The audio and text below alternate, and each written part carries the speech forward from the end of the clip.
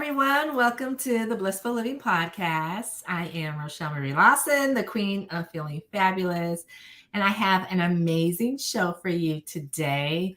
I have a very sweet, lovely gal with me today. We're going to be talking about some real good stuff with regards to trauma.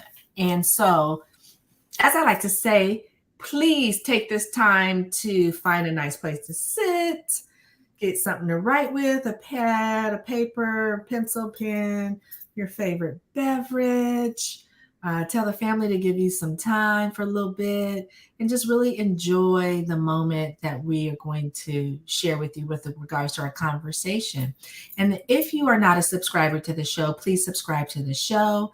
And then also, I ask that you share this show with everyone you love and care about, because the more that we can get this information out into the world, the easier it will be to make the world a better place. And we talk about some really yummy, wholesome, good things. And my guests always drop nuggets of gold that you want to capture.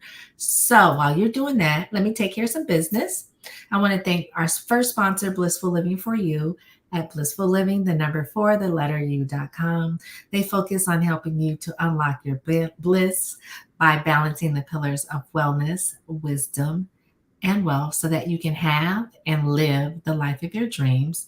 In addition to that, you hold some wonderful events called the Brave, Bold, and Unstoppable Women's Summit.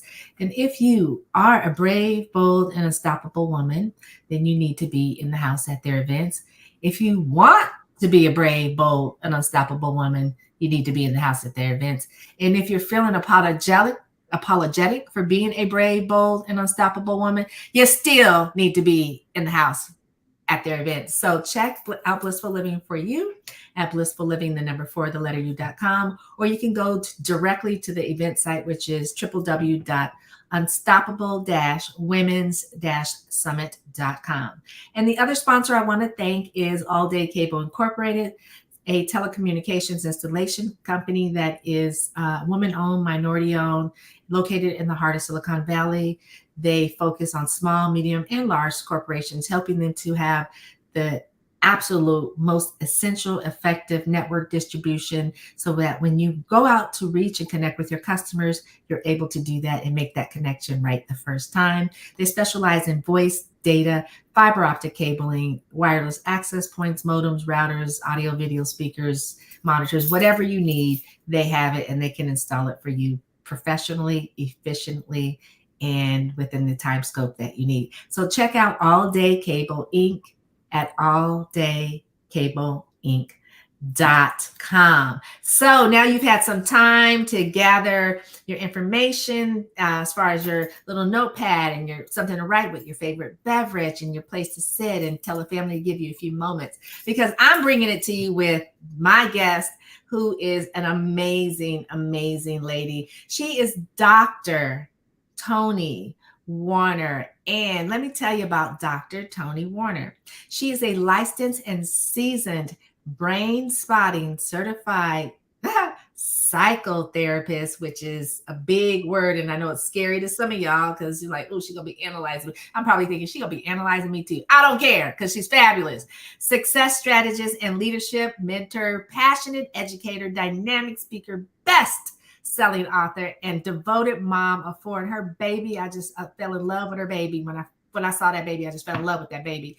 She's dedicated to herself, to the exploration of human behavior, purpose, and potential, with a mission to facilitate more meaningful connections and contributions in both the workplace and the home space, so that we collectively as individuals can live more healing and united rather than hurting and divided. Now, Toni has a master's in education, a master's in clinical social work, and a doctorate, girl, in human sexuality. And she is the founder of Authentically Me Psychotherapy, which is a private practice specializing in anxiety, bipolar, and trauma support. And so Dr. Toni is in the house, and I'm doing that today. I don't know why, but it just feels like woof, woof, woof, woof, woof. Go girl, go girl. Oh yeah, I'm being animated.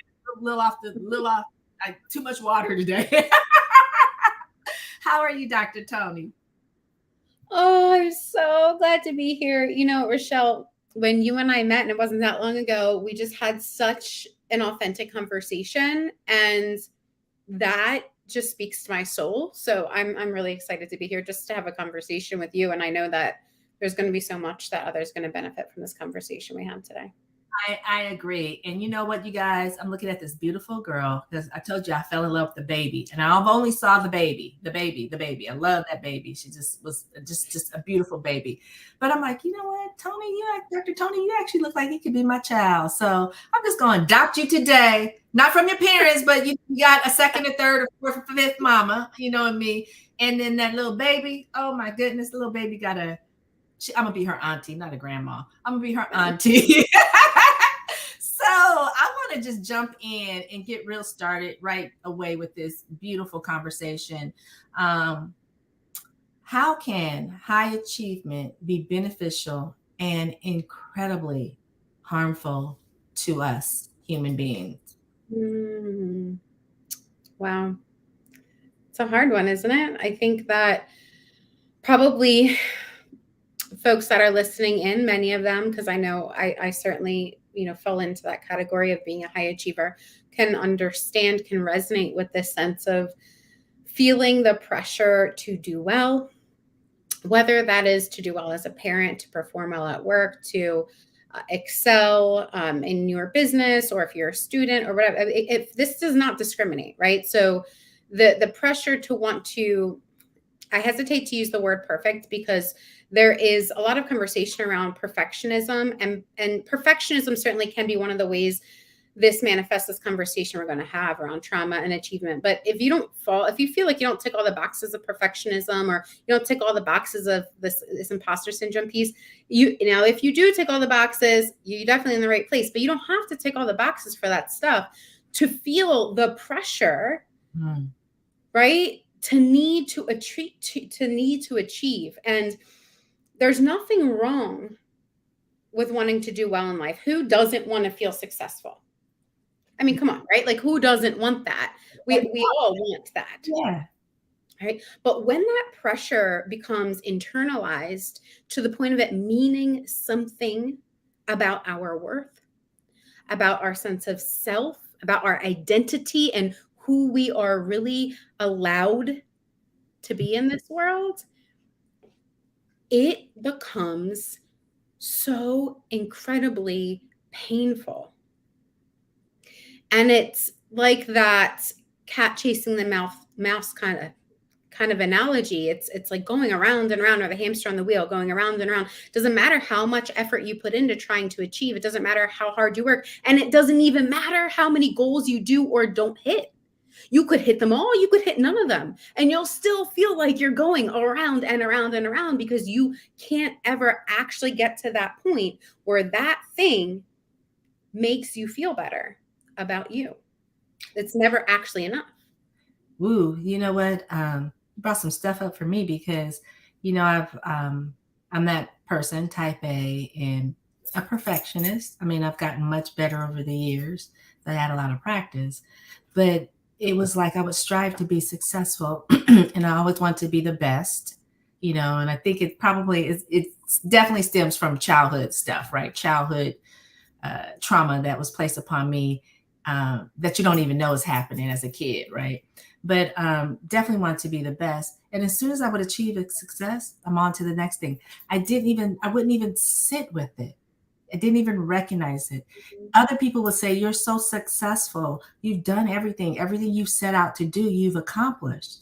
And to me, it was like, it was less words like, meh, meh, meh, meh, meh. Okay, I'm on to this next thing. I never took the time to appreciate the gift of success and how driven I was to acquire that success.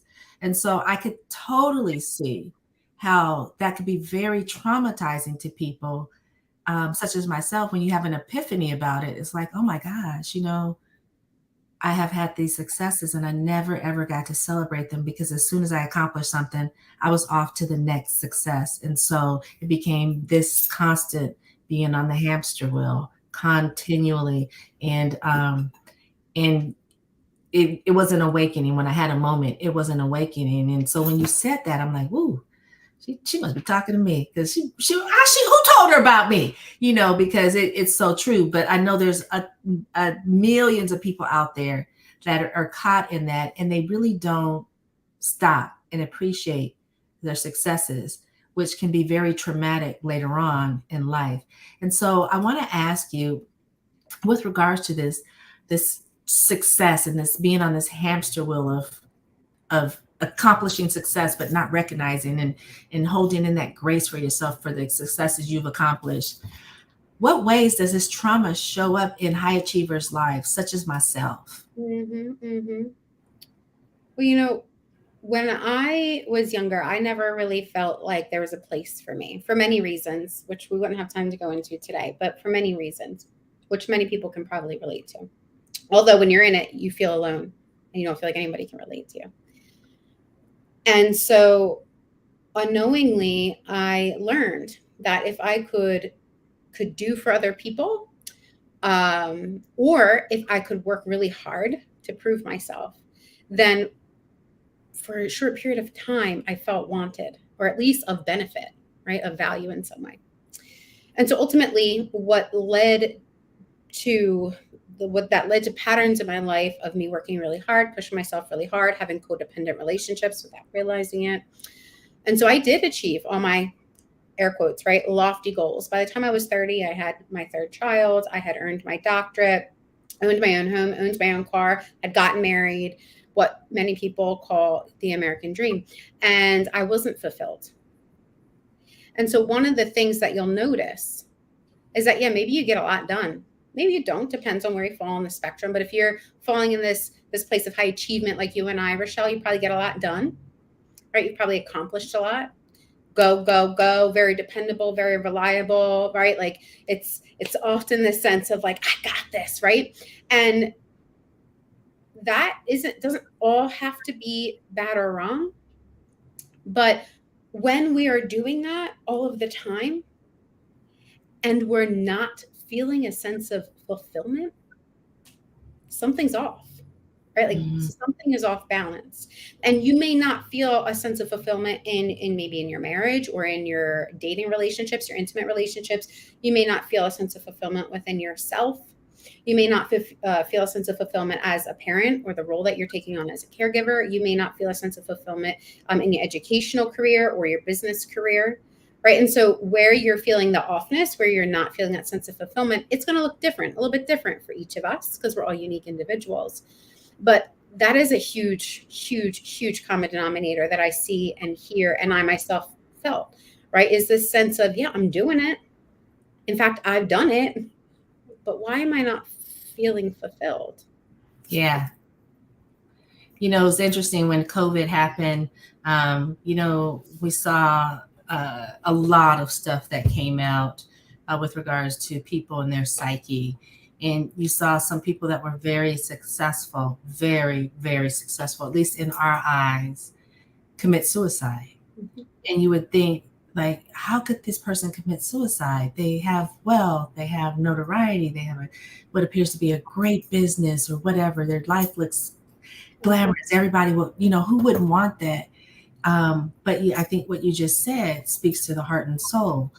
Some people like you and I, we realize, oh yeah, we're your high achievers and we didn't sit with it, but we're on to the next or whatever. But we realize at a point that we can't continue denying the successes we've had or the achievement we've made and move on, because in that essence, that gap where we move on, we've lost something. And these people that committed this suicide, they lost something and they couldn't recover. They couldn't rediscover what that was that they lost. So they decided to check out. And you hear that time and time again. Some of the most successful people are some of those saddest people in the world. And us on the outside looking at them is like, how could that be? But I think you hit the nail on the head. So when it comes to anybody listening to us or watching us, and they may be feeling that they're in that gap, what is a key indicator? The key indicator that if you're in this gap and you're feeling this way, you should maybe seek out something someone to help you, because that trauma could potentially become a life threat for you. I want to speak to a couple things that you said there, because I think that you said a lot of things that maybe hit for a lot of people, myself included. I can resonate with some of what you just shared.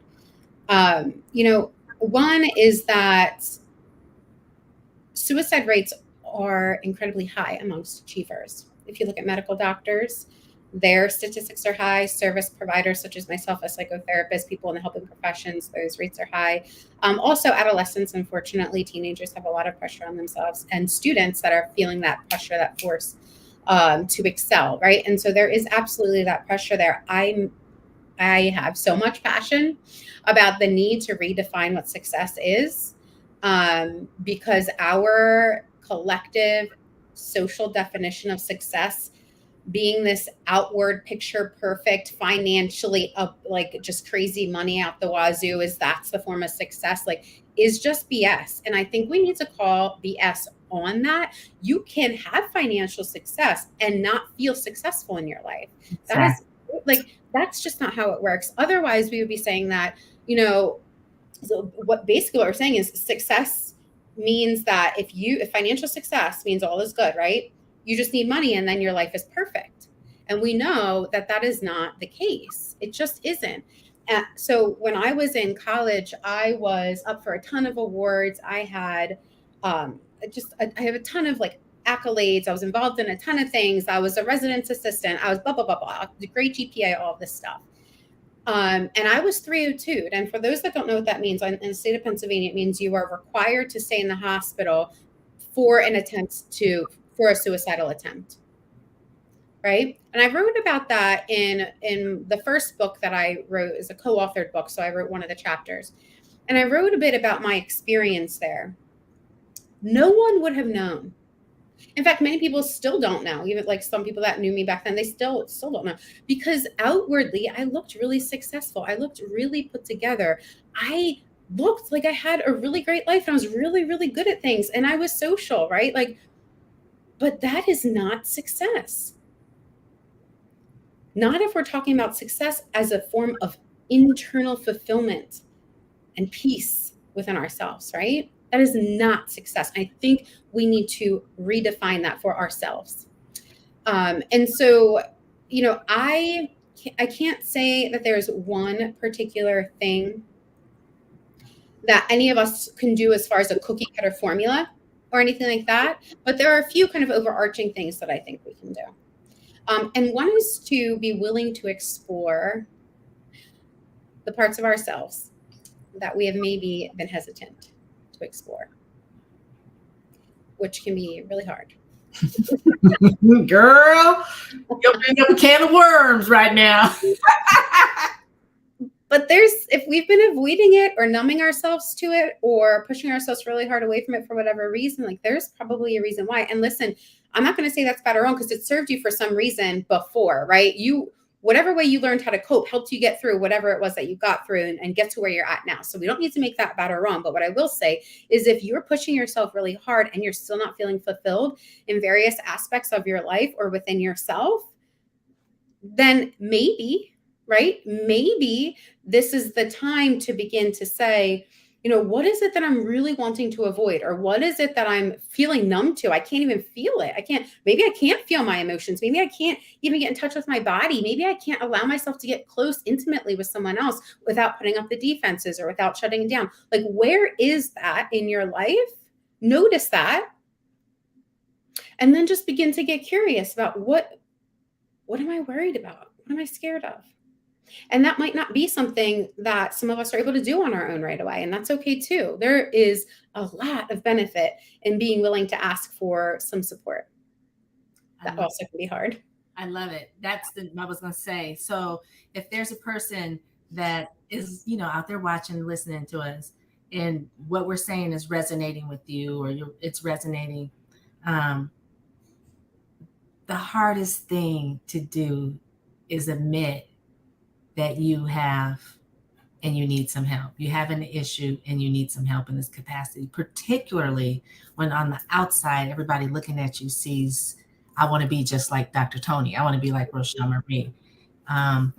How does that person take that first step? Because that's a very hard. It's almost like, a drug addict that wants to stop shooting up heroin and they know they need to, but that first step is so very hard. How do they take that first step? Do you have any words of inspiration or wisdom to share? Yes, what I'll say is this: you can only hold out for but so long. So when you are ready to take that first step, so my readiness is going to be different than your readiness level. Mm-hmm. I needed to start out basically getting so knocked down that I was required to get help, which is how I wound up in the hospital. Mm-hmm. Right. And so if you don't take that step now, that's okay. It will get more challenging, and it will get to a place where you will either feel compelled to reach out, or you will feel like you have no other option. And of Mm. course, we don't want anyone to get to that place where they feel like they don't have any other option, like my experience was. But sometimes that sometimes that is, that is what happens.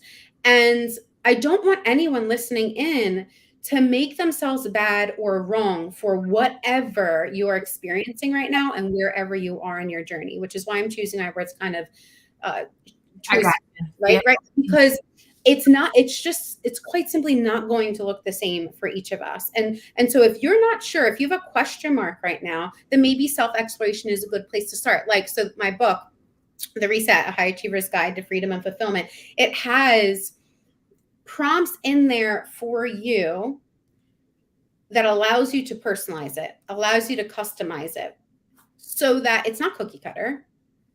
It's designed for you to make it your own, right? And that could be the place where you begin.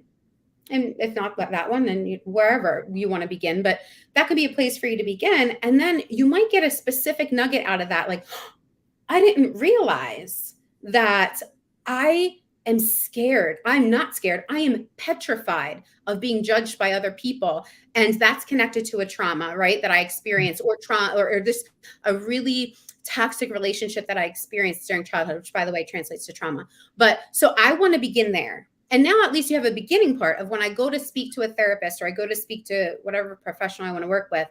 This is what I noticed, and this is where I want to begin. Because sometimes it's hard to begin because you just don't know where to begin. You've been Right. avoiding it for so long. You're like, I don't know. Like, I don't feel good.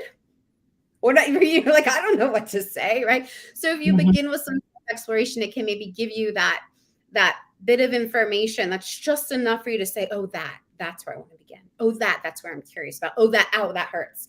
That's where I want to speak up and say, like, oh, this is hurting me. Oh, I love it.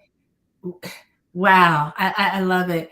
Do you, what is your thoughts with regards to us high achieving people that, get in this hamster wheel, I want to say? Is it often related to something from our childhood that made us feel some type of way? And now we've gone through life, trying to circumvent what was said to us or what was done to us, or by doing this high achievement stuff. Is it often tied to something that happened in our childhood, from So your experience? it is tied to the foundation that has been laid. And so in that sense, yes, it's tied to childhood, but or your developmental years, generally speaking, unless you have had a trauma in your older adult years, and then that continued on to affect you. But we all have we can all understand that there's a foundation underneath a building that's being built, right? And so the way the foundation is set up is going to affect the things that are built upon it. And so our developmental years, our brains are developing, it's not just our body that's developing, our sense of ourselves is developing, our sense of who am I in this world is developing, our sense of what's safe in relationships and what's not is developing, right? All of that's developing. And so if our perception is that being who we are or not being a certain way, not fitting in a certain way, is going to cause rejection, or is going to leave us alone and having to deal with life by ourselves, or is going to make us bad. Other people are going to think we're bad, or we're going to think we're bad because of what we've seen. Then that can be encoded as trauma. And when something's encoded as trauma in our foundation, it affects how our brain and body develops. It does not just go away because we avoid it. It does not go away. Often it compounds itself, right? Like that snowball. Yeah. Wow. Very powerful information. I want to ask you now, what redefining success and balance has to do, or let me change the question up a bit. How do we take the first steps in redefining success and balance so that we can have a happier, healthier life, even if we're still constantly achieving things? What is your take on that? Or what would you say to that? I think that that's an important question for all of us to ask ourselves, actually. Because if I tell you how to redefine balance now, I'm just contributing to the problem. Because what I'm doing is I'm saying that you need to define balance and success through my lens. And I think that's where we are struggling. That's where we are creating an issue for so many people, because they're looking outwardly at society, at religion, at our educational system, at whatever this external thing is that's measuring their success, and saying, oh, well, I have to be this way or perform this way in order to be considered successful. And so if I do that, then my life will be balanced. I'll be good, right? Like I got that. But that's just not how it works. And it's fine for that to be the case, like for systems to have their own threshold, for standards to be set elsewhere. But that doesn't mean we have to internalize that and make them our own, right? We don't need to do that. And so what I would say is ask yourself, this is what I do. I do this often, because sometimes my definition or my response, it shifts a little bit depending on what I'm experiencing and how I'm growing and evolving. But what would it look like, or what would it feel like? What would need to happen for you to feel successful with yourself today? I like that. Let me ask myself, how would I be able to, at the end of the day today, be able to look back and say, I can say honestly, I feel like a success in my own eyes today. Not many people are doing that. No. Oh man, I love this. I mean, it's so good to talk about stuff like this, because for one, I don't think it's talked about enough. And there are a lot of people suffering in silence, and there may be some watching us or listening to us and they're suffering. But I think the dialogue and opening up and having conversations like this is so very therapeutic, because there are some people probably like me, or that were high achievers and didn't even realize that they're caught in this hamster wheel, and now today we've shined a light on it. So we give them an opportunity to say, you know what, those two ladies was talking about, I saw myself in that. And I never saw myself that way before. So now that I see myself in this, now I can take steps, or it opens up more awareness for me to be able to say, I want to change some things. And like you said, at the end of the day, it's like, oh, I felt so successful. But at the beginning of the day, it's like, what can I do today so that I feel successfully whole in mind, body, and spirit? Not the external success that people see, but the internal success that I need to feel in order to feel whole. I love, love, love that. It's so awakening, and it's so nurturing to the soul. And it just feels really, really, really good to have this conversation with you. And dang, we're at the, it's just almost like when you add the go out to dinner and you have the appetizer and then you have the main meal and you're like, oh, this is so good. You eat it like, God, I'm so full. And then they bring the dessert and you're like, man, what? I really probably shouldn't eat this dessert, but I'm gonna order one anyways, because I'm gonna have a little taste and then I can bag it up and take it home with me. That's where we're at. It's like, I've got to bring Dr. Tony back because we had the appetizer, we had the main meal, we just getting to the dessert. And it's like, it's so full and it's so nourishing and it's so nurturing to our mind, body, spirit, our souls. But we're at the end of our time. And so you all that are listening, watching, I'm going to bring Dr. Tony back because we got to continue this conversation, because I think these conversations are so important, particularly in the day and age that we live. It's so different than the early part of the 2000s or the 90s or the 80s or the 70s, where I grew up. It's so, so different. And things have changed so much with regards to everything you do can be put out on blast. You know what I mean? You could be the most successful person in the world and you're really not. You know what I'm saying? You're really not. You could appear to have everything and just be popping and cracking, and everybody thinks you're feeling fabulous. But deep down inside, when that camera's off and nobody's seeing you, you're in the corner of your bedroom crying because you don't feel happy. You don't have peace. You don't feel that joy. And so these conversations are important. And I think the more that we have this stuff, the more that we put it out on blast, as the kids say. I don't even know if they say that. I may be date myself, like what my kids said, but they old now too. But you know what I'm saying? It's so important for the mental health and well-being of our children, of the teens, of the young adults, and even adults like us. It's so important for our mental health to have these conversations. So I want to thank you, Dr. Tony, for the work that you're doing, for your words of wisdom that you shared, and tapping into some real stuff. I want to say the other S word, but I'm gonna keep it clean. Some real stuff, because it's definitely powerful. And to all of you watching, so Dr. Tony, before we go, how can people find out more about you, get in touch with you, all of that good stuff? I think the easiest way is if everyone's on YouTube that's joining us on YouTube today, so you can head over to Bold and Balance with Dr. Tony, and you can check out things there. You can actually click to drtonywarner.com. You can ask questions for free. And I will pick the ones that are going to serve the collective the most, and I'll answer them free on YouTube as well. So there's lots of ways to connect and be able to continue this conversation. And what about your book? How can they get a copy of that book? It's on Amazon, easiest place to get it, but it's also on bn.com for Barnes and Nobles. So wherever you like to get your books, be it Amazon or elsewhere, you can catch it over there. Perfect. Thank you, Dr. Tony, for being a guest on the Blissful Living podcast. I appreciate you and all the work that you're doing, and those beautiful babies that you have. She got 4 babies, beautiful babies.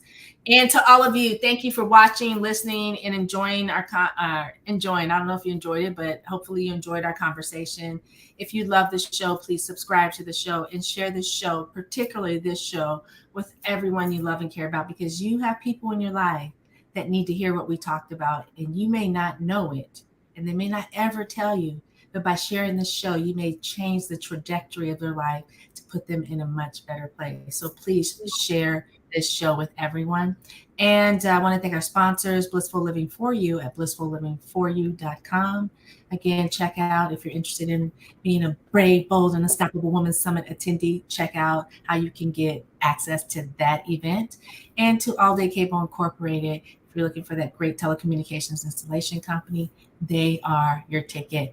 And I'm going to close out and saying, I'm wishing you peace to your mind, wellness to your body, and tranquility to your spirit. I am the Queen of Feeling Fabulous, Rochel Marie-Lawson. And until next time, I'm wishing you healthy, wealthy, positive, and loving thoughts. Bye for now.